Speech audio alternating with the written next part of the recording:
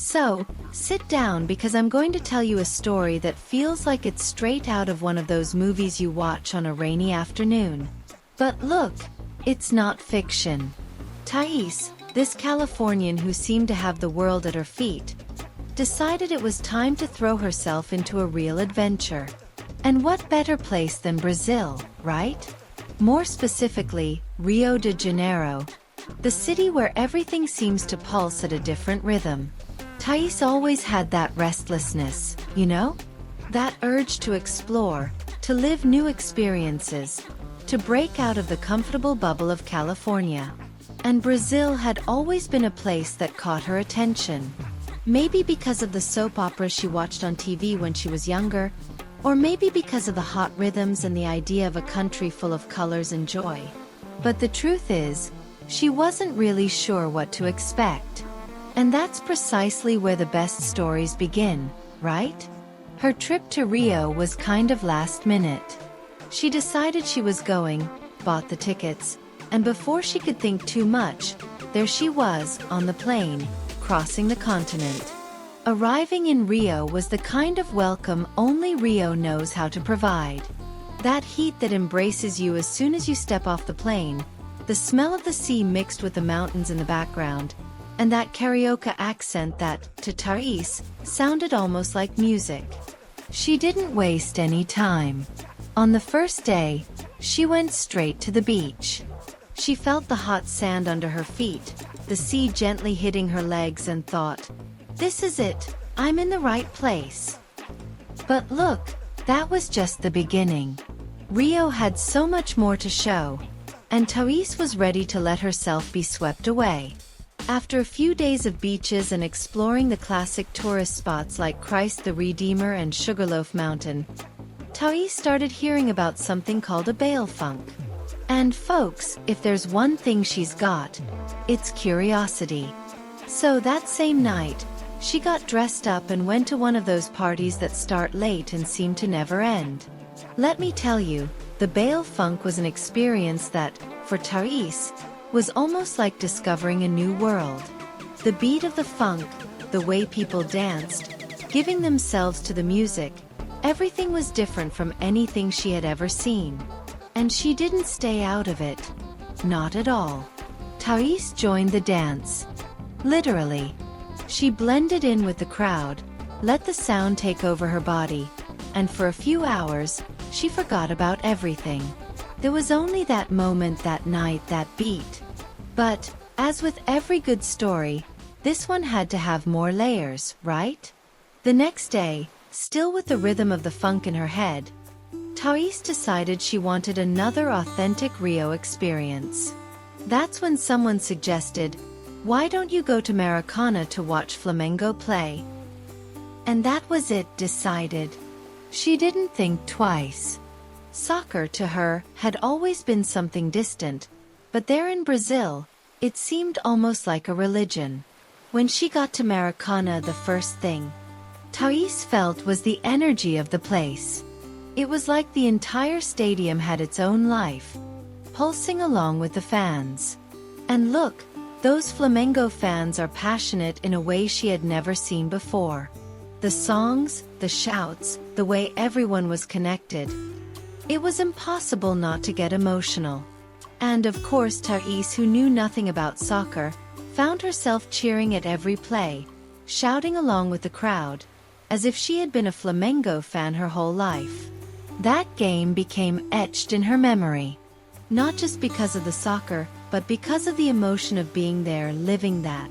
When Flamengo scored a goal, Thais almost cried. There was so much happening at once, and her heart was racing. In that moment, she realized that Rio had done something to her, had changed something inside. After the game, still with her heart racing, Thais decided to go back to the bail funk. She was too excited to just go back to the hotel and sleep. She wanted more of that energy, that rhythm that made everything around her seem more vibrant. And it was on this second trip to the bail that the story took another turn. There in the middle of the party, in the midst of that dancing crowd, Thais met someone who would change the course of her vacation. Mecca. a tall, blonde guy, with an accent that she immediately recognized as European. And he was. Maycon was Dutch, also on vacation in Rio, enjoying every second. Their meeting was the kind that seems written in the stars, you know? That thing where your eyes meet and suddenly, everything around you disappears. They started talking, half in English, half in his broken Portuguese, and Thais quickly realized there was something special there. Maycon was charismatic, fun, and had that way about him that seemed always ready for a new adventure. And of course, he was also enchanted by her. They spent the rest of the night together, dancing, laughing, getting to know each other. The chemistry between them was undeniable. And it wasn't just the music or the environment. It was something deeper, something that connected the two in an almost inexplicable way. Thais felt comfortable with Maycon in a way she rarely did with someone she had just met. And he seemed to feel the same. In the days that followed, Thais and Maycon became practically inseparable. They explored Rio together, discovered hidden spots, ate at small restaurants only the locals knew about, and of course, went to a few more Funk parties. But, look, it wasn't just the fun that brought them together.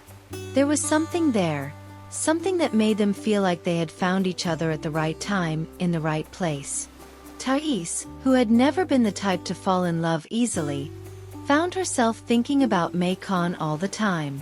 And that scared her a little, but in a good way, you know? It was as if, finally, she had found someone who understood and appreciated who she really was. And Maycon, in turn, couldn't stop smiling whenever he was around her.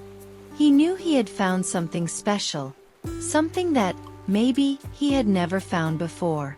Now, let me tell you, the goodbye was hard.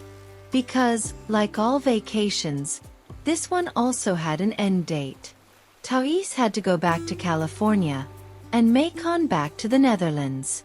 They knew this from the beginning, but that didn't make it any easier.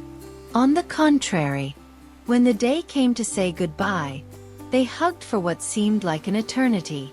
And then, my friend, there were tears all around. But it wasn't a sad goodbye, you know? It was more of a farewell filled with gratitude for the time they spent together, for the memories they created, and for the connection that, somehow, they knew would last, even with the distance. Back in California, Thais couldn't get Rio out of her mind. It wasn't just the city, with its breathtaking landscapes and vibrant energy. It was everything she experienced there, all the emotions she felt, and of course, the time she spent with Maycon. They kept in touch, of course. Technology helps, right? But it's not the same. And they knew that. For a while, Thais thought about dropping everything and moving to the Netherlands, or maybe convincing Maycon to move to California. But gradually, reality set in. Their lives were in different places, and although the connection was strong, maintaining a long-distance relationship wasn't easy. Still, Thais knew that what they experienced in Rio wouldn't be forgotten anytime soon. Maybe, in some way, Rio had put the two of them in each other's paths for a reason. Maybe to show Thais that love can appear in the most unexpected places, and that sometimes, the best things in life happen when you least expect them. And that's it, folks. This was the story of Thais, who left California in search of adventure and found much more than she could have imagined. She returned home with a full heart, in a way that only an experience like that can provide. And who knows, maybe one day, fate will cross her path with Maycon again. Life is full of surprises, after all.